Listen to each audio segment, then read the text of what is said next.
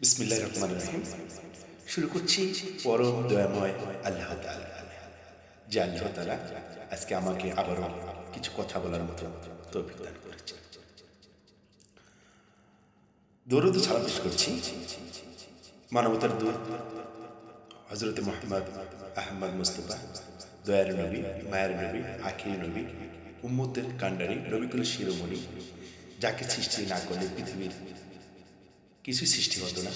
সে দয়ার নবী, মায়ের নবী, আখিরি নবী, আল্লাহ পাকের মাহবুব হযরত মুহাম্মদ আহমদ মুস্তাফা সাল্লাল্লাহু আলাইহি ওয়াসাল্লামের নিকটে বদর সাহেব সাল্লাল্লাহু আলাইহি ওয়াসাল্লাম। সুপ্রিয় বন্ধুরা, আপনাদের প্রতি রইল আমার সালাম। আসসালামু আলাইকুম রাহমাতুল্লাহ। আপনারা যে যেখান থেকে দেখছেন, দেশ কিংবা দেশের বাইরে অথবা সোশ্যাল মিডিয়া, ইউটিউব বা ফেসবুক থেকে, সবার প্রতি রইল আমার আবারও সালাম। আসসালামু আলাইকুম রাহমাতুল্লাহি ওয়া বারাকাতুহু। বন্ধুরা, আজকে কিছু টপিক যেটা আমার জীবনে একটা শিক্ষণীয় বিষয় ছিল। আমি 2022 সালে আমার স্ত্রীর গহনা বানানোর জন্য প্রস্তুতি নিলাম। সে একজোড়া কানের ঝুমকা নেবে। ওকে বললাম ঠিক আছে, আমি রেডি, চলো। কত টাকা করছে? আমি বললাম যে 70,000 আছে। যে না, আমারটাও বানাইতে হবে, অর্থাৎ আমার মায়ের, অর্থাৎ আমার স্ত্রীর শাশুড়ি। ঠিক আছে চলো। দুজনে গেলাম, আমার আম্মার আর আমার স্ত্রী, দুজনের অ্যামাউন্ট দাঁড়ালো 1,26,000 টাকা। আমি 70,000 টাকা পেমেন্ট করলাম আর বলে আসলাম যে ঠিক আছে, আমি আগামী মাসের 1 তারিখে এসে স্বর্ণগুলো নিয়ে যাব। বাসায় আসলাম, আসার 1 সপ্তাহ পরেই একটা জমি কিনে ফেললাম 18 লাখ টাকা। স্ত্রীকে বললাম তোমার গহনা আর আনা হলো না। সে মুচকি এসে বলল কোনো একদিন তো আসবে। ওর কথায় সন্তুষ্টি লাভ করলাম। কিছুদিন পর আমার আম্মা অসুস্থ হয়ে গেল। আমার স্ত্রী আমাকে বলতেছে, এই শোনো, বলো, আমার স্বর্ণগুলো তুমি পরে নিয়ে আসো, কিন্তু তুমি মায়ের স্বর্ণগুলো আগে নিয়ে আসো। মা অসুস্থ, মা যদি দুনিয়া থেকে স্বর্ণ ছাড়া বিদায় হয়ে যায় না পড়ে, আমি আর জীবনে স্বর্ণ পড়ব না। কথাটা আমার অনেক অনেক ভালো লাগলো। আমি ড্রাইভ করে যাই, আম্মুর স্বর্ণগুলো নিয়ে আসলাম 32,890 টাকা নিয়ে। আমি ঘটনাটা বলছি 2022 সালে।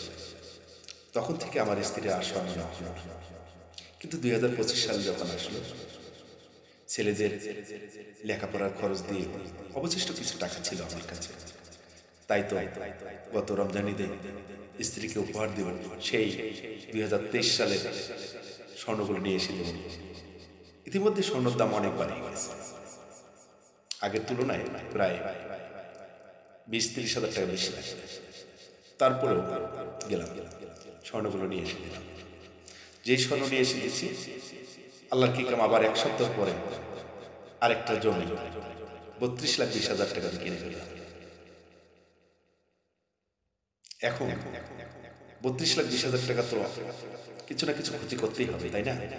আমি অন্য অন্য সাইটে জমি কিনে রেখেছিলাম, সেখান থেকে কিছু মাটি বিক্রি করবো। এই কথা আমার স্ত্রী শোনার পর আমাকে বলতেছে, তুমি প্রয়োজনে আমার স্বর্ণগুলো সব বিক্রি করে দাও, জমি বিক্রি করো না। তো সবচেয়ে মজার বিষয় হচ্ছে, আমি যদি ওই সময়ে আমার আম্মার স্বর্ণটা না নিয়ে এসে দিতাম, হয়তো আজকে আমার জীবনে এই সফলতা আসতে না। 18 লাখ, আবার এই 20 লাখ, 32 লাখ টাকার জমি কেনা। দেখেন, আমার আম্মার স্বর্ণ দেওয়া হলো, আমার জমিও কেনা হলো, নেক্সট টাইম আমার স্ত্রীকেও দিলাম, আবারও কেনা হলো। এখন আপনাদেরকে ব্রেনটা একটু খেলে এটা অবদান কার? আমার গর্ভধারিণী মা, সেই মায়ের দোয়ায় আজকে আমি অনেক এগিয়ে। বাবা নেই, বাবাকে হারিয়েছি 2005 সালে। বাবা তুমি ভালো থাকো, তোমার জন্য প্রতিনিয়ত দোয়া করি, 5 ওয়াক্ত নামাজি। আল্লাহ তুমি আর আমার আম্মাকে সুস্থ রেখো আমার হৃদয়ের মাঝে। তাই বলি বন্ধুরা, আমি গত ছুটিতে গিয়ে আমার আম্মাকে 500 টাকার একটা নোট দিয়েছিলাম। টাকাটা হাতে নেওয়ার পর যখন বলছি আম্মা এটা 500 টাকা, মা যে একটা হাসি দিয়েছে, এই হাসিটা আমি আজীবন ভুলবো না, পৃথিবীতে যতদিন বেঁচে আছে। এত ভালো লেগেছে। এত ভালো লেগেছে আমার সে আম্মার হাসি। যাক, মহানব্বুল আলামিন আমাদের সবাইকে বাবা মায়ের প্রতি শ্রদ্ধাশীল হওয়ার তৌফিক দান করুন। সবাই যেন সবার বাবা মাকে ভালোবাসে।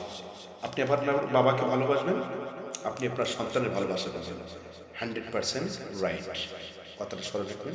খোদা হাফেজ বন্ধুরা, ভালো থাকবেন।